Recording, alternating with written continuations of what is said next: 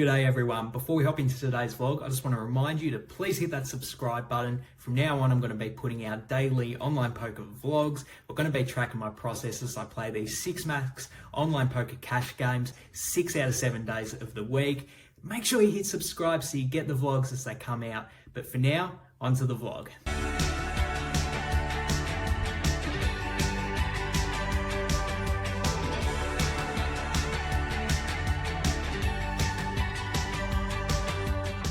G'day everyone, welcome back to the vlog. It is currently 6:15 a.m. here in Melbourne and I've just woken up. I'm getting ready for a big day of playing online poker, 126 max games. And my plan for today is to play as many hands as I can whilst I'm still playing my A grade level game. And hopefully by the end of the week, we'll rack up 9,000 hands. So far, 2 days into the week, we've got 2,900-ish hands.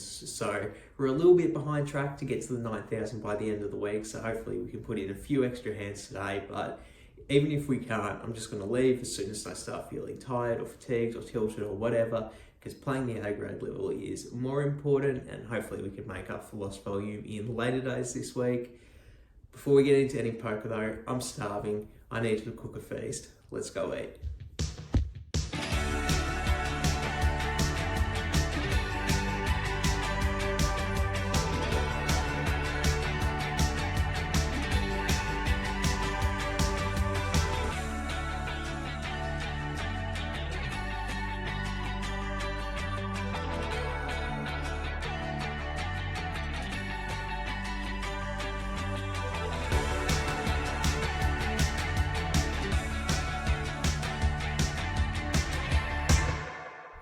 It's about 7:10 in the morning at the moment and I've just grabbed in my feed. Not the best feed I've ever had, but it got the job done. I'm fully fed and ready to go attack these poker hands today. To make sure that I do play my A grade level poker, I'm really just going to make note of what every other single opponent's play style is initially and then just keep up to date with it. Notice if there's anything else that really changes my initial reaction to what player type they are and any specific reads that I can exploit going forward. Just really take the time to just go do the initial assessment, because once I'm sort of already got the ball rolling and I'm thinking about my other opponent's strategies, that'll be something that hopefully I can carry through the rest of the hands today. So we're gonna hop in now and go play the hands. No more time to waste. Let's go.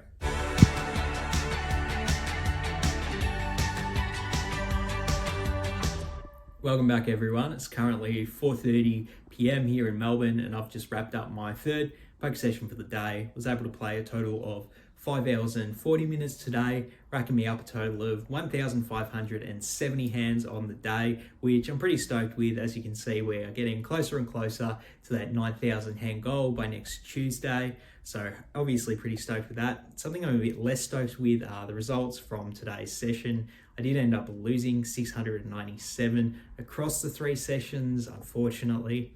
In terms of my gameplay grade, however, I'm actually still going to give myself an A despite the results. The reason I lost today, I think, is largely because I was playing one of the most crazy action games I've actually ever played in an online poker format.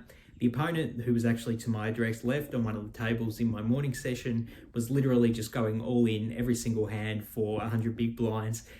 I assume he wasn't looking because he was doing it every single hand, and I think out of anyone at the table, I was sort of the one trying to make smaller edges and get all in with like lighter and lighter hands, just because I thought they did have an equity advantage against any 2 cards. So I was getting, suited queens all in, basically any king X hand I was getting all in pre-flop, and no one else at the table was really doing it. But because I did take that risk, I actually got maximum punished and he did end up stacking me 5 times. I did get him 1 time, but obviously I'm a massive dog against him when the disparity between our winnings is that much. But obviously that does explain why I'm so far down on the session. But despite this, I do think I played well. I'm actually proud of myself for taking those smaller edges. Obviously, I'm not that risk averse, so pretty happy that I did take the small edges, and obviously it didn't work out for me today, but in the long run it'll work out. And it just, if I just ran better today, I could easily be standing here saying I give myself an A grade because I won like $1,000 today. So I just really can't focus on the results, and I'm actually happy with how I played. I didn't even tilt off after losing so much to this one opponent in particular. I feel like for the rest of the session I was still dialed in focus, making good exploits against other opponents on other tables, seeing what they were up to, which is what I plan to do in the morning. So pretty happy with myself for that. So I can't really knock myself too much when the reason for the loss is largely due to just running bad in some crazy high variance spots. So I really do feel like I deserve an A for today's play. I'm sure you guys don't want me to come on here and just give a bunch of bad beat stories and complain about, oh, I run so bad. Obviously, I do make mistakes throughout hands, and this next hand, I'm not sure if I did make a mistake or I still did like how I played it, but it is definitely up for debate at the very least. So let's get into the hand and I'll show you what I mean.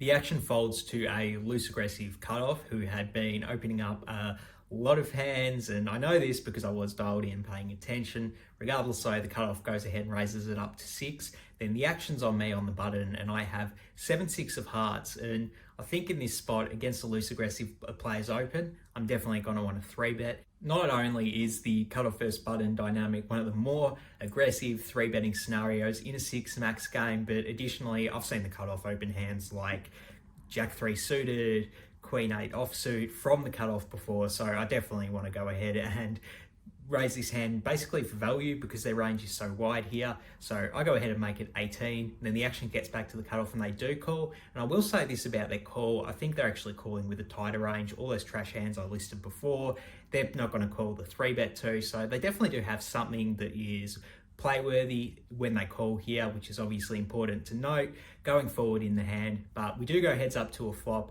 and the flop is Queen 6-4 with 2 spades. The cutoff checks it over to me, and I think this is already a pretty interesting decision whether I want to c-bet or not on this board.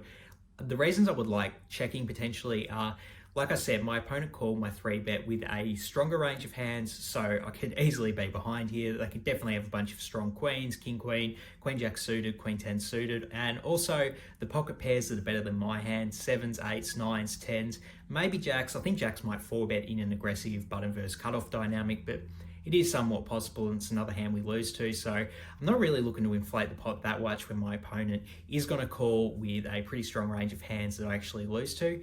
But I do decide to go ahead and c-bet here. I make it 13, and the reason is, even if my opponent does have one of those strong 1-pair hands, when we bet here and they call with them, obviously we do have outs to improve to 2-pair or trips, and it'll be pretty disguised 2-pair or trips. It's pretty good to get to draw to one of those hands, because if we do bet here, get called, then I don't think it's likely that my opponent will lead on the turn unless they do turn a flush or nut flush draw or something like that. Most of the time, I'm actually going to get to realize 2 streets of equity by just c-betting here when they do call, which I'm pretty happy with in a pot like this. And additionally, we do get to deny some equity if my opponent does have a hand like, Jack 10 of diamonds, for example. That's just going to fold now, and we're very happy to not give one of those hands a free card. So I go ahead and make it 13, and then my opponent actually check raises it. They make it 39. Then the action's back on me, and this is kind of an interesting spot because I don't actually think my opponent has many strong hands in their range when they're doing this. Obviously, they can have pocket 4s and pocket 6s, but the fact that we have a 6 in our hand makes it a lot less likely that my opponent flopped a set with pocket 6s. And additionally, I actually think they have a bunch of hands like the nut flush draw here, like a king high flush draw here. Like I said, I think they're calling my 3-bet with a stronger range, but they can definitely still include ace 2 suited, ace 3 suited, ace jack suited, etc. A bunch of hands like that, which they could definitely be semi-bluff raising with here. So I actually think I'm still going to call here, just because my opponent isn't really representing that many strong hands. I think it's actually pretty likely that I am ahead here, particularly when I do have the 6 blocker. So I throw in the call, and we are still heads up to a turn, which is the queen of clubs putting out backdoor clubs. Then my opponent keeps at it. They go ahead and bet 117, which is the size of the pot, but considering my opponent only has about 130 left behind in their stack after this bet, they've effectively gone all in because I'm not just calling this bet, I'm either folding or going all in myself. So it is a pretty gross spot with just a single pair here, but I go back to what I said on the flop. It is very unlikely that my opponent actually has a really strong hand here. I don't think they're check raising the flop with many queens often. I do think they would with pocket fours or pocket sixes, but we block so many combinations of pocket sixes that it's actually very unlikely. They do have a strong hand here. I think it's much more likely that they do have like an ace jack of spades, ace 10 of spades, jack 10 of spades, 10 9 of spades. Even if my opponent went like crazy with ace 5 of clubs on the flop, that's turned to flush draw and he might just be trying to bomb it with that hand. So considering that is their range and potential hands they have, I actually think this is a really good spot to go all in, try and get called by one of the flush draws. I actually think 7-6 is a better hand to go all in with than even a hand like pocket aces or pocket kings, just because when we do have one of those over pairs, we've got to be more concerned that our opponent does have pocket sixes, because obviously there'll be more combinations possible in that dynamic. But because we have the blocker here, it's a good spot to go for it. So I do actually decide to rip it all in, and then my opponent calls with pocket fours. So obviously they did have one of those stronger hands in their range, and then the river is the king of clubs, so no help for us there, unfortunately. So obviously pretty disappointed to get stacked, but if my read is right, that my opponent would be doing that with the nut flush draw here, then I'm not kicking myself that much for the all-in. Having said that though, I always talk about these 1-2 dynamics are a bit tighter and people are pretty scared to get it all in without a really strong hand. So maybe I should have thought about that a bit more before I ripped it all in with 7-6 here. Pretty interesting spot either way. So hop in the comments below, let me know what you think. Obviously gross spot, but definitely curious to hear what you guys think, because I could totally see either option being 100% legitimate. On the turn, do you go all in like I did, or do you think it's a better spot to just go ahead and fold, play it a bit more cautious in these tighter player pools? As always, curious to hear what you guys think, so don't be shy to hop in the comments and let me know. That's going to wrap up another vlog for today. Thank you so much for watching as always. I really do appreciate you sticking all the way to the end of the video. And if you haven't already, please hit that subscribe button, get these daily vlogs as they come out and help this channel grow. For now, I'm out of here. Peace.